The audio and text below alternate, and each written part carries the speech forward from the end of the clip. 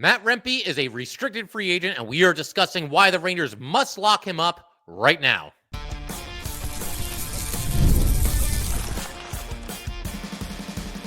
You're Locked on the New York Rangers, your daily podcast on the New York Rangers. Part of the Locked On Podcast Network, your team every day. Welcome back, Blue Shirts fans, to episode number 1319 of the Locked On New York Rangers podcast. I'm your host, Jon Chik. So I want to thank you guys, as always, for making Locked On New York Rangers your first listen every day. We are free and available on all platforms, including YouTube, and we are, of course, part of the Locked On Podcast Network, your team every day. So wanted to kick off today's episode by discussing Matt Rempe. We're going through the offseason here, the checklist for the New York Rangers, talking about everything that's on the agenda this offseason. One of the things that we always do is take a look at the in-house free agents for the New York Rangers, the unrestricted free agents, the restricted free agents, and discuss whether the Rangers should keep them, whether they can keep them, what the price might be, et cetera, et cetera, et cetera. And today we're going to be focusing in on Matt Rempe. Also going to be talking about Michael Peca, no longer going to be with the New York Rangers for this upcoming season. He takes an assistant coaching job with the Chicago Blackhawks after 2 seasons with the Blue Shirts, and also the Rangers' performances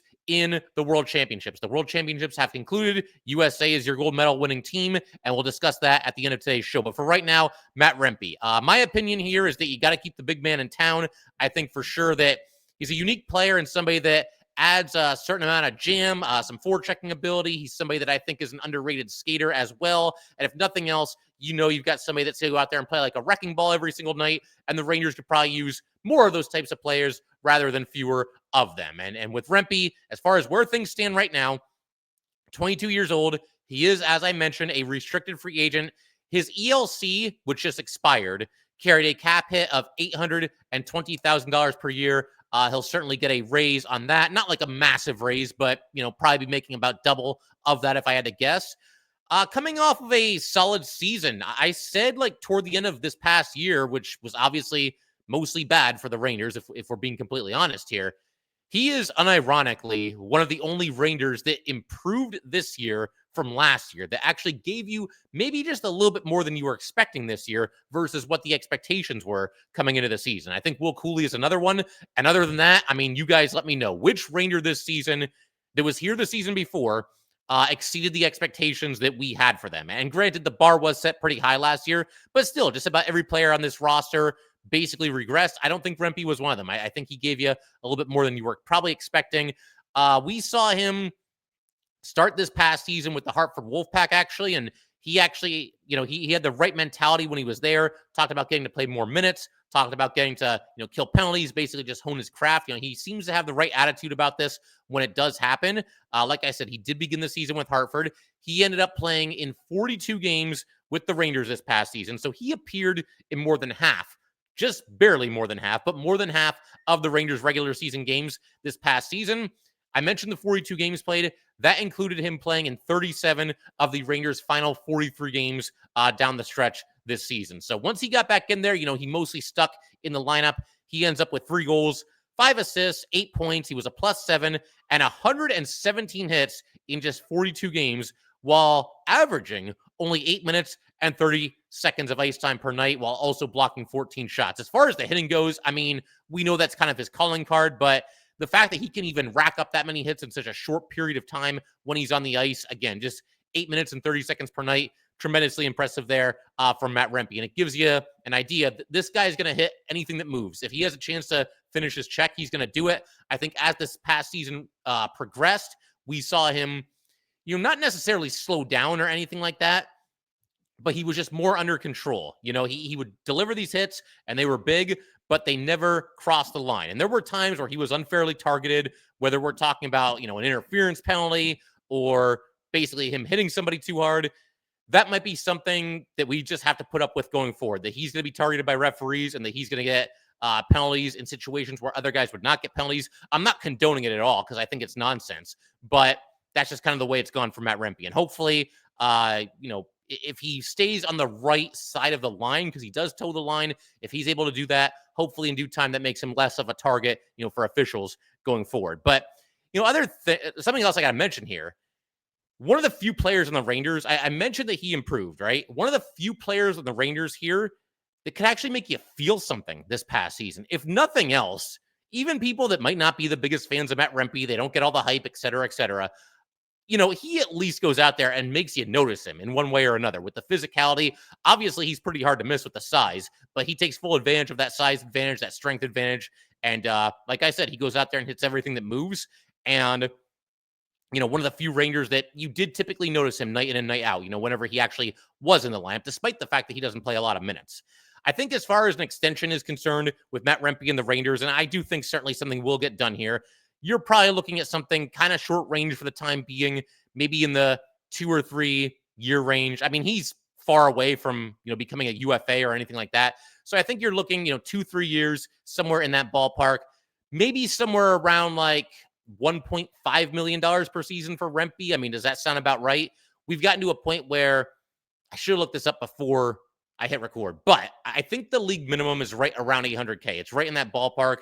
That's about double that for Matt Rempe. I think that's probably fair. He's somebody that certainly does have his role. Like I said, he's a very unique player, and he does get a pay raise from that. I think maybe 2 or 3 years in that ballpark would be about right. Maybe Rempe would want to take maybe just the 2 years because he can kind of build his stock up and get a better contract the next time around. So maybe like 2 years, 1.5 million, something like that. Bottom line, it's an affordable contract. Rempe should be an affordable player for the Rangers. And we've talked about their need to get bigger and tougher and more physical and just flat out nastier. And certainly nobody can give you that much better than Matt Rempe. One other aspect that I have to mention here, and it goes back to something that we were talking about not too long ago as it pertained to both K'Andre Miller and Will Cuylle, the possibility of an offer sheet. I don't think this is going to happen for Matt Rempe. He's a former 6th-rounder, and we're talking about somebody that scored 3 career goals and, again, averages like 8 minutes a night for his career, somewhere in that vicinity. Certainly, again, there's things that he can do, and he can certainly help a team, but I just can't picture a team giving up significant draft capital to potentially steal Matt Rempe away from the Rangers via an offer sheet. And I've shared this graphic in the past. We're going to go ahead and bring it up again here right now. This is what we're looking at when we're talking about offer sheets. And with Will Cuylle, it's a very real possibility. Somebody could come calling with an offer sheet, and the Rangers might have to match the offer. I think they'll do whatever they can to match an offer sheet for Will Cuylle. K'Andre Miller, on the other hand, if he were to be offer sheeted and the compensation for the Rangers is like a 1st and 3rd round pick or even just a 2nd round pick, I think the Rangers might be inclined to let K'Andre Miller walk. But as for Matt Rempe, I mean, for those of you on YouTube, you can see the chart. For anybody on audio, I'll talk you through it here. There's different levels to offer sheets. There's 7 different levels as far as what the money would be that you'd be offering somebody that's a restricted free agent if you're an opposing team of the New York Rangers. And when it comes to Matt Rempe, I mean, nobody's going to offer him $1.54 million or less because the Rangers could easily match that and it wouldn't be a problem. The next level up is between $1.54 million and $2.34 million. And if somebody offered him that, then, and if the Rangers also failed to match, then the Rangers would be compensated with a 3rd round draft pick. I'm not sure any team is going to go that high for Matt Rempe to give up a 3rd rounder. I could be wrong. If there's a team out there that is in desperate need of some edge, of some toughness, of some physicality, maybe even just some personality, maybe they would be willing to give that kind of an offer to Matt Rempe. And if they're on the high end of that level, it would be $2.34 million. Would the Rangers match that? That's the other question. I think they would go that high for Rempe. And it would be tough to do that because the Rangers have precious little cap space to work with, but I still think you're going to see the Rangers make a couple of moves to open up some cap space, and $2.3 million for Rempe would not be completely unreasonable. I don't think that the Rangers would, be in a situation where they would allow him to get away for just that. Although there might be some people listening to this that say they should do that they should take the 3rd rounder in exchange for Matt Rempe. I'd like to keep him. I'd like to keep him at that level. We've noticed that over the years here, Rempe can be an effective player with the New York Rangers. The 3rd round pick, I mean, who knows who that's even going to be when we're going to see them in the NHL. I don't think a 3rd rounder is really worth it. I think you can keep Rempe around $2.3 million. Some might disagree with me on that, but that's where I'm at right now. The only other conceivable level where Rempe could be offer sheeted is the one above this, and we're talking $2.34 million to $4.6 million. I don't see anybody going that high for Matt Rempe. And if they did, I think at that point, the Rangers could, should, and would let him walk. They would let him go to another team, and they would take the compensation, which in this case would be a second-round draft pick. But again, I don't think any team is really going to go that high for Matt Rempe. I could be wrong. All it takes is one of the other 31 teams, but that seems pretty steep for a guy that was taken in the sixth round a few years ago and is in a situation where he's very much a role player on the fourth line. And, 3 career goals in his entire career thus far. So I don't see them going that high. I don't think there's anything too big to worry about as far as Rempe getting offer sheeted, but I want the Rangers to keep him. I want him to stay in town. One other thing I should mention here with Rempe is that he is waiver exempt. So if he was to make the team this upcoming season, we should back up for a second. If he was to sign an extension with the Rangers and he has a good training camp, one thing that could work against him making the opening night roster is the fact that, again, he is still waiver exempt. And this happens with teams. If there's 2 players and one is waiver exempt and one isn't, then a lot of times what they'll do is they will have the player that is waiver exempt get sent down to the AHL and hang on to the one that is not waiver exempt because they don't want to lose either player. So a situation like that could work against Rempe. But with all that said, I hope Rempe is on the opening night roster this upcoming season. I think he's earned that. Like I said, he did improve this past season. And I just feel like, I don't want him to fall victim to the scenario that I just mentioned. I feel like he has earned a spot in the lineup as a fourth liner. And for the Rempe naysayers, the people that aren't the biggest fans of him, and he does have his doubters for sure, the question that I always pose to them, and I'll pose it right here again, is can you show me these fourth liners around the league that are like perennial all-stars and just superstar players and guys that are going to make the Hall of Fame? Fourth liners are what they are. They're very much role players, and I think Rempe has earned that spot, and I hope he's right there on opening night next season. I could have a lot of fun with a fourth line, and I think some of you guys could as well, of Edstrom, Carrick, and Rempe to start next season. Honestly, that's an aspect of this team that I worry the least about because you're only expecting so much from your fourth line anyway, but they spend a lot of time in the offensive zone. It's a physical line as well. Obviously, there's unbelievable size there with both Edstrom and Rempe. That could be a lot of fun next season, and I hope that that's exactly what we're looking at on opening night. It's hard to project the rosters all the time because, obviously we haven't gotten through free agency or trade season yet. We don't know who's going to be here, who's not going to be here. But for me, yeah, Matt Rempe, opening night roster, I'd like to see him there. We're going to keep everything rolling in just a second. Going to shift our attention to the departure of Michael Peca and what this means for the Rangers going forward, and we'll get to that in just a second. All right, we just want to take a minute to let everybody know that today's episode of Locked On New York Rangers is brought to you by Wonderful Pistachios. Looking for a snack that is both delicious and nutritious? Crack into a good source of protein with Wonderful Pistachios. Wonderful Pistachios is one of the highest protein nuts. Each 1 ounce serving has 6 grams of protein, giving you over 10% of your daily value. Plus, they're packed with fiber and better for you unsaturated fats to help keep you feeling fuller longer. Personally, I love the no shells variety. It is the perfect grab and go snack for busy days. Whether I'm stacking at my desk on a road trip or just need that quick protein boost, they're always a great go-to. So get snacking and get cracking with the snack that packs a protein punch. Visit wonderfulpistachios.com to learn more. All right, let's go ahead and keep everything rolling here on Locked On New York Rangers. Big shout out to the everydayers as always.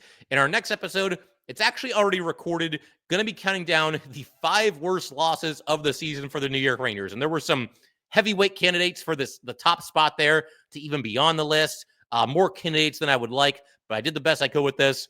Also, we already released the best 5 Ranger wins of the season. So that was a couple episodes ago. If you want to relive some of the good times, you can check out that episode. Also, we'll be doing some more draft talk, some more free agency talk, some more Stanley Cup playoff talk as well. As I'm recording this, the Panthers, a little bit later tonight, will have a chance to sweep the Canes. We'll see if that happens and, talk about that off and on going forward. But for right now, let's go ahead and shift our attention to Michael Peca. He leaves the New York Rangers to take an assistant coach position with the Chicago Blackhawks. I feel like some recapping and bringing everybody back up to speed is kind of in order for this situation right here. So as we all know, Peter Laviolette fired at the end of the season. So too was assistant coach Phil Housley. Skills coach Christian Hamora was retained. So too was goalie coach Jeff Malcolm. The two that were kind of in limbo, and I guess one of them still is, were Michael Peca and Dan Muse. And we'll talk more about Muse in just a second here, but we'll start with Peca. Essentially what happened, the firings occurred, the season was over, and Peca and Muse were both told that they would be given the opportunity to interview essentially for their own jobs, that they would have a chance to be back on the Rangers in their current role as assistant coaches. And I wasn't sure. I'm still not sure because there was a lot of gray area here as it pertained to the reporting. Some of the reports made it sound like Peca and Muse might also get a chance to interview for the head coaching position. That all very quickly became a moot point, though, because Mike Sullivan and the Penguins parted ways. He was basically fired. He was unemployed for all of about 3 days or 4 days, and then the Rangers hired him, and he was obviously their guy. They moved very quickly on Sullivan. They got the job done, and now he's here. But that kind of, again, left Peca and Muse in limbo. And it sounds like, piecing everything together, all the reports that were on social media, all the articles that were written, that Peca did indeed meet with Mike Sullivan. The two of them talked about it. Ultimately, both parties decided that it was best to go in a different direction. So at that point, we knew that Peca was not coming back. And we actually, or at least me found out that Peca was taking an assistant coach job with the Blackhawks. That's how I think most of us learned that he was not going to be back with the New York Rangers. But it does sound like conversations at least happened between Peca and between Sullivan. But again, both sides deciding to go in a different direction. And that's fine. As I mentioned earlier, no issue whatsoever with Peca and Muse being given the chance to interview for their old assistant coach jobs now that Mike Sullivan is the head coach. My big thing with this whole situation, and this goes whether we're talking about Sullivan, whether we're talking about the Rangers or any coach on any team, you got to let the head coach put together the team, the coaching staff for sure that he wants to put together. You shouldn't be forcing assistant coaches on your new head coach. And it sounds like, to the Rangers' credit, clearly they did not do that. Like I said, Peca did meet with Sullivan. They decided that they're going to go in a different direction. There's no harm in that. As long as your head coach, in this case Sullivan, has final say, then we're all good. And it sounds like maybe he wants to bring in his own guys. We'll see how that goes. I'm kind of surprised there hasn't been a little bit more news about this in general because, Sullivan was hired and he's got multiple assistant coaches that he was with for quite a few seasons in Pittsburgh. You would think maybe he would reach out to one of them, all of them, we'll see. But obviously that hasn't happened yet. As far as Peca goes, he oversaw the power play unit for the Rangers, and they went from being, in his first season, absolutely elite to absolutely terrible. The Rangers last year were third in the league on power play at 26.4%. And then this year, 28th in the league at 17.6%, including that miserable stretch at the end of the season. The only teams with worse power plays than the New York Rangers were the Bruins, Flyers, Islanders, and the Ducks. And in a way, it's almost like a return to normalcy because even when the Rangers have been good over the years, certainly since I've been a Ranger fan, the power play has almost always been a weakness. We had that 3-year run there where the Rangers actually had an elite power play. That was a ton of fun. And this past season, obviously, it fell apart, just like basically the entire team fell apart. As far as some final thoughts here with Peca, just like Laviolette, just like everybody on that coaching staff, just like everybody involved in the Rangers, basically, they gave us one of the most fun seasons, I would say, in Ranger history last season when they had the best record in the NHL. They battled every night. They had all the heroics in the playoffs, all the dramatic moments, the overtime winners. The list goes on. And Peca had a hand in that, just like he had a hand in the complete and utter collapse of this team this past season. So as much, criticism as you give to Laviolette, Peca, and the rest of the coaching staff this year, give them just as much praise for the season before. But the bottom line, things fell apart. And I'll just say all the best to Michael Peca. Again, it's probably for the best that he's moving on because everything about this team last season was pretty rough. And that brings us to Dan Muse. He's the final coach that's sort of in limbo here. As I mentioned, it sounds like he is still in the running to remain with the team as an assistant coach. There hasn't been any concrete information that's come out, at least that I've seen, as far as whether he's interviewed for a position with Mike Sullivan, whether the two of them have met or not, what might be happening there. As of this recording, nothing definitive. We did get a tweet from Vince Mercogliano a few days ago who mentioned that his sense is that Dan Muse is still in the running to stick around. And once again, if Sullivan wants him here, fine. If not, that's fine too. There is that part of me that says, that just looks at last season and how bad everything got. And you think like, man, maybe just get all the coaches out of there. And that still probably might be the way to go. It kind of feels like that might be the way that it goes. Because again, Sullivan's been doing this for a while. I'm sure he wants to bring in his own people, but we'll see. Never say never.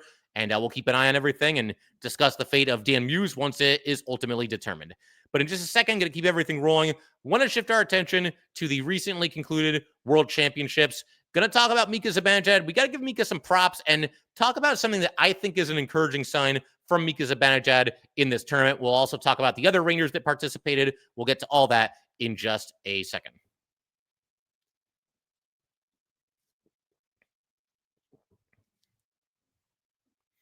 All right, let's go ahead and wrap up today's episode by talking about the World Championships that just concluded. The USA is indeed your gold medal winning team, the last team standing in the 16-team field.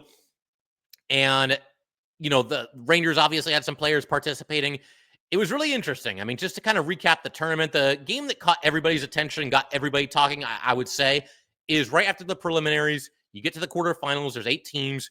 Denmark against Canada. This has got to be about the biggest upset in the history of this tournament. Denmark in the preliminaries won 3 games in regulation, won a game in overtime, lost 3 games in regulation. And Canada in the preliminaries had 6 wins in regulation and 1 overtime loss. So this was, it's Canada against Denmark. You know, it speaks for itself. In the hockey world, that's a David and Goliath matchup, but David took down Goliath in this instance. Really a crazy win, 2-1 win for Denmark. Denmark was down 1-0. They get a goal from Ehlers with less than 3 minutes to go, and then they get a goal from Nick Olsson of the SHL with 49 seconds left to play for the 2-1 lead. That was also the final score there. So just crazy stuff. Got to be, like I said, about the biggest upset in the history of that tournament. The other 3 quarterfinals were all routes: Switzerland over Austria, Sweden over Czechia, USA over Finland. And then the semifinals, Switzerland over Denmark 7-0, USA over Sweden 6-2. And then in the bronze medal game, that meant that Sweden would play Denmark, and Mika Zibanejad is the lone ranger in this tournament to medal in the competition. Sweden ended up beating Denmark 6-2 in the bronze medal game. Mika had an assist. That made the score 5-2. He also scored the final goal of that game that made it 6-2 in favor of Sweden. And like I said, he is the lone ranger to come home with a medal from that tournament, the bronze medal to be exact. Then you've got the gold medal game. Switzerland actually took the United States into overtime in a scoreless tie. And overtime in this tournament, I never remember this offhand, but then when you see it, you kind of, it does ring a bell a little bit. 3 versus 3, which for like the preliminaries is fine. 3 versus 3 for a gold medal, though, that doesn't really work for me. I mean, that's the rules. That's what they're going to do. They haven't asked me for my opinion on the thing. But to me, 3v3 overtime hockey in a championship game, that's a little bit excessive. That's a little bit much. But the bottom line, USA won. You've got former Ranger Brady Shea getting the secondary assist on the game-winning goal. He gets it to Logan Cuylle. Cuylle to Tage Thompson. Thompson takes it in over the blue line on the right side. Seemed like he was looking to pass, but he ends up, the pass wasn't there, so he shoots instead, and he scores, and he gives the United States the gold medal. That is the first time the U.S. has won the gold medal in this tournament in 92 years. That's really surprising to me.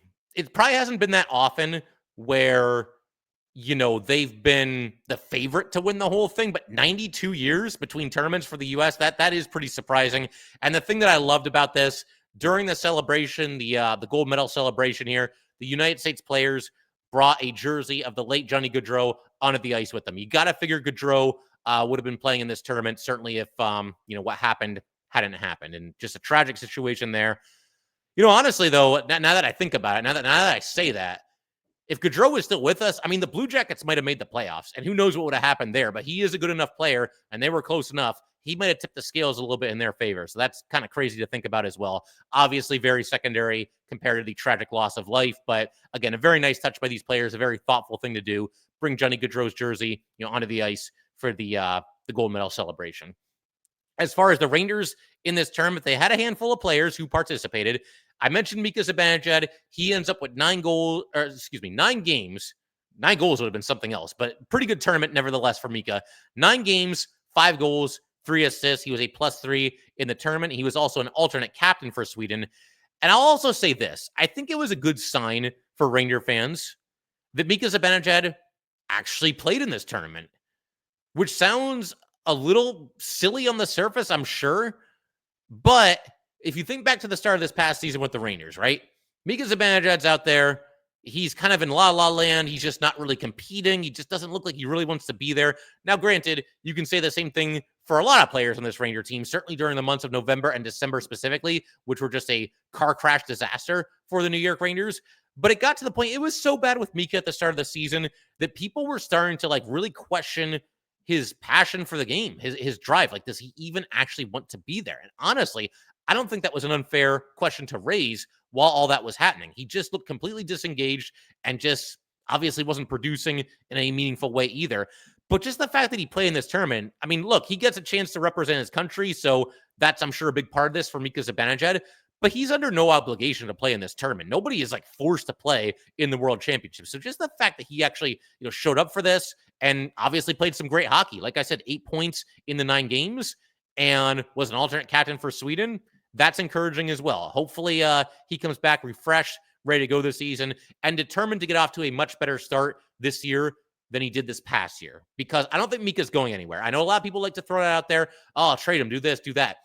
Buy him out. His contract is buyout proof. That is not going to happen 100%. As far as a trade, he's got the full no move clause. He doesn't have to go anywhere. That's the bottom line. So the only thing we can really do, unless he's willing to waive that no move clause, and unless the Rangers find a dance partner, somebody that wants to bring in Mika Zibanejad, the only thing we can do is just hope for the best for Mika last season. And I think it's a small encouraging sign, but it is a small encouraging sign, nevertheless, that Mika wanted to play in this tournament, and he went out there and obviously played very good hockey and produced for Sweden. We also had Juuso Parssinen representing Finland. He scored a couple of really slick goals early in this tournament. A couple of moves on the doorstep. He 5-holed a guy on a backhand. He actually looked dangerous and, played well. Overall, 8 games, 3 goals, 2 assists. He was also a +7. Finland lost the United States in the quarterfinals, so they did not have a chance to medal once that happened. You also had Will Cuylle representing Team Canada. 2 goals and 2 assists for Cuylle in the 8 games. He was also a +1. Something that I must throw out there as well that I think is kind of interesting is that Will Cuylle got the call to represent Team Canada, and I think rightfully so. Alexis Lafreniere did not. So think about that. I mean, Cuylle just completed his 2nd season in the NHL. I know he debuted 3 years ago, had 4 games. So for all intents and purposes, this was his 2nd season. Lafreniere has completed his 5th season. Cuylle's a former 2nd rounder. Lafreniere is the former number 1 overall pick. Will Cuylle got the call from Team Canada. Alexis Lafreniere did not. I don't know which player that says more about. I would say probably Cuylle. The fact that they think that highly of him to, add him to the roster, play him on this team that's got all these, superstar players. Lafreniere, though, didn't play on this team. I don't think he ever got the call either. So that's quite interesting. And honestly, if you want one of those players or the other right now, I think Cuylle's your guy based on what happened this past season. Not saying that it's like hopeless for Lafreniere or anything, but if we're going by just what they did this past season, I think Cuylle, to me, had the superior season. We also had Adam Sykora, former 2nd-round pick for the Rangers, played with the Wolfpack this past season. He played for Slovakia.